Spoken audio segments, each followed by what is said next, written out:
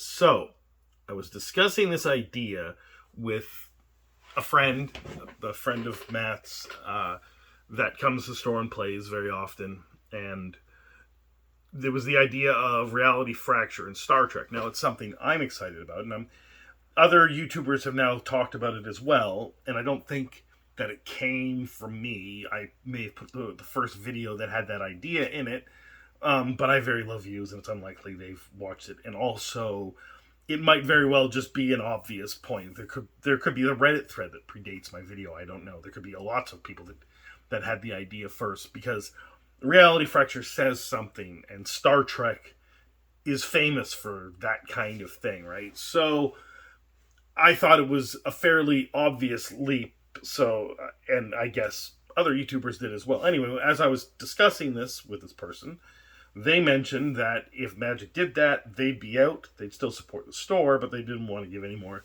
money to Wizards of the Coast. And I was a little surprised by that. I didn't actually think someone felt that strongly about it. And I wasn't even aware that they were that into the story and the lore of Magic, so much so that they didn't want to put peanut butter in the chocolate cup, right?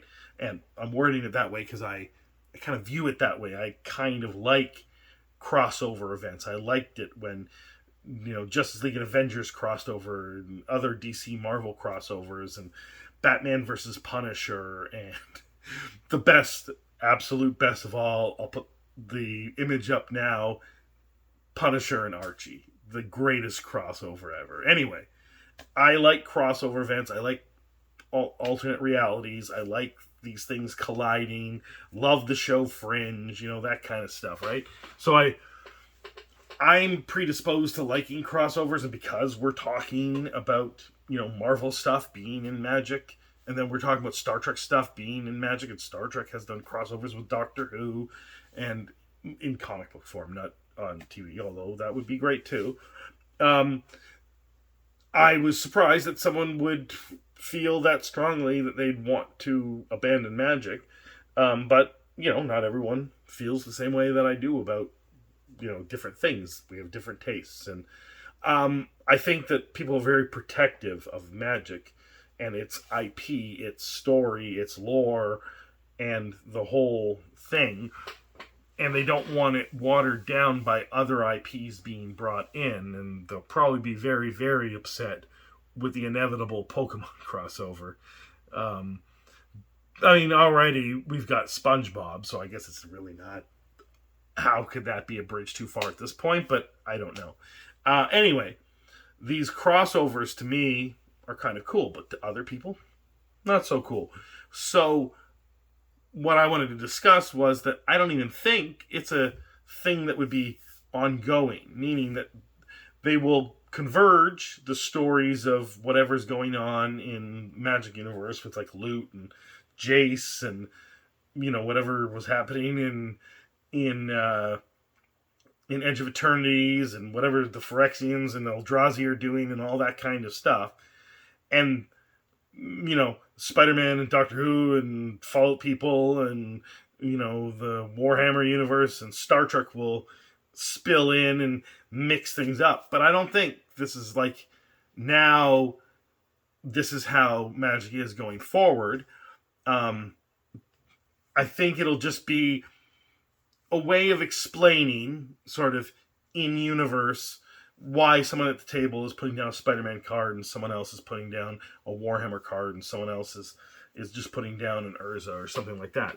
And I think that it'll be a one-off event like happens in comics all the time. It has been happening since Crisis on Infinite Earths or Crisis on Two Earths or whatever.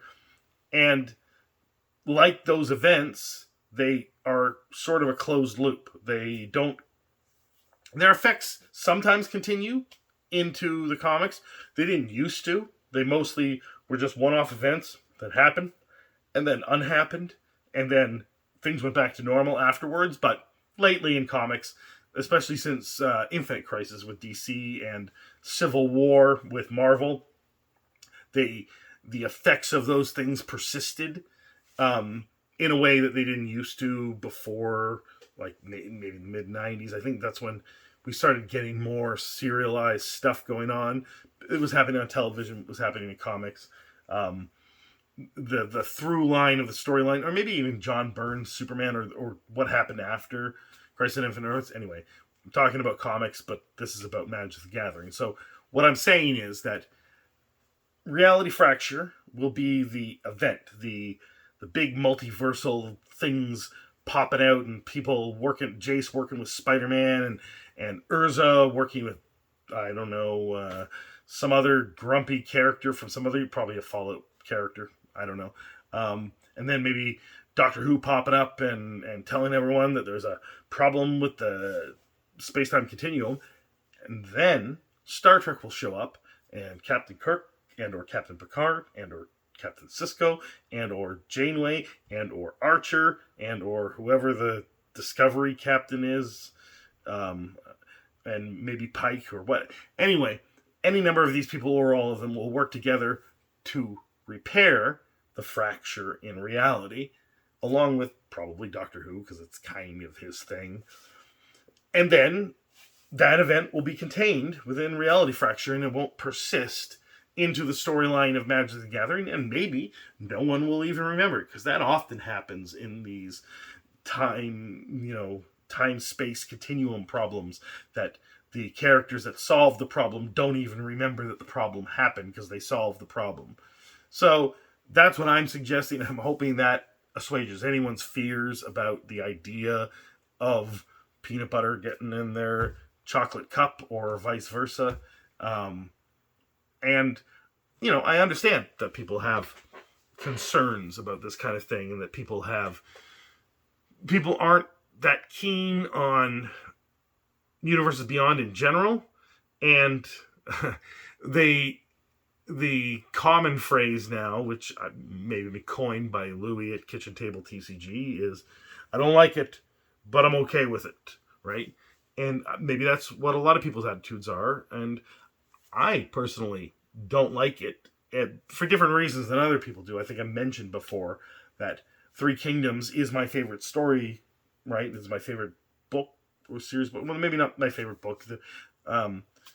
Probably Yukio Mishima books are better, but I really love Three Kingdoms. I'm a big fan of Three Kingdoms, but I do not like Portal Three Kingdoms because it doesn't represent what the story is. Like the Imperial Seal does not do what the Imperial Seal Magic card does in the story, right?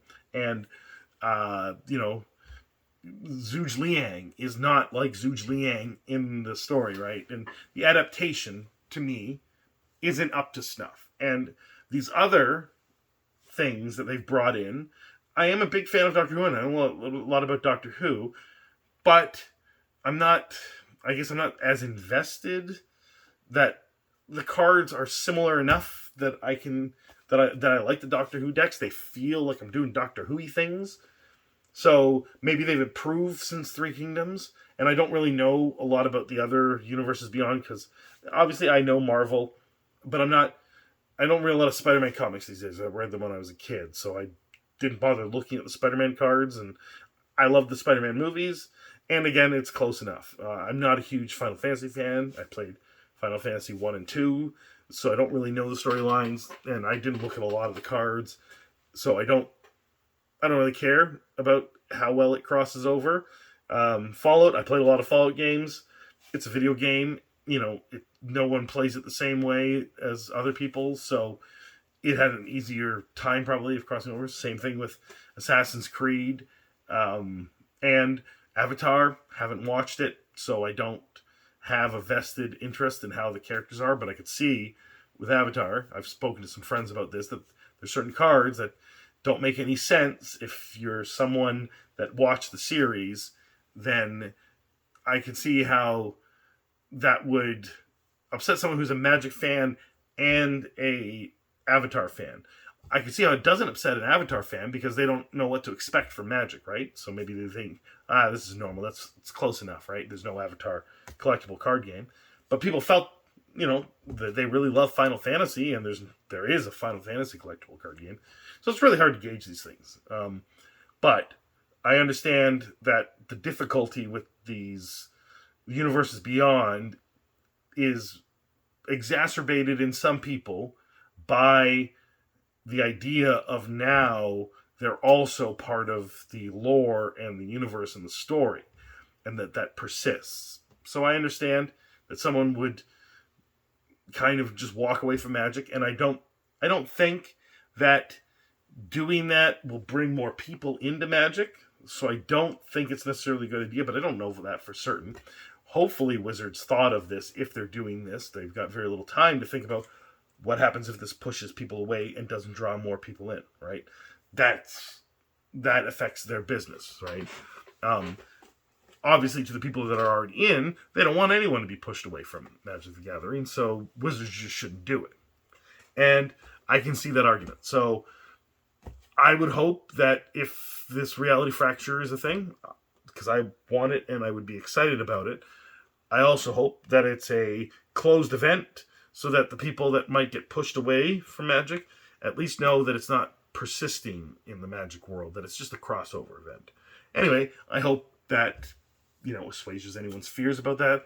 Let me know what you think in the comments below, and have a good day.